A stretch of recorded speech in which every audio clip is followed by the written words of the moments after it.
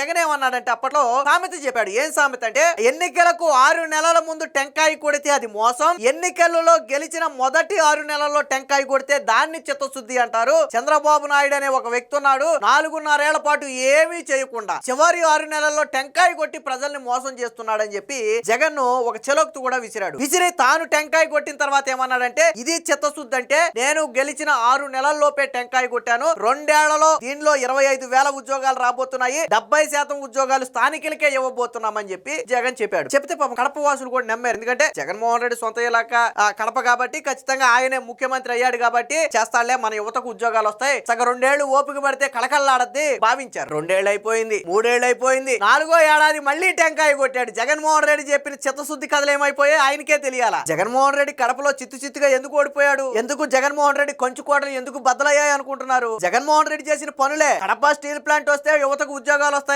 అక్కడ యువత కూడా ఆశపడ్డారు, కానీ ప్రహరీ గోడ కూడా కట్టల. సూక్తులు మాత్రం చాలా చెప్పాడు.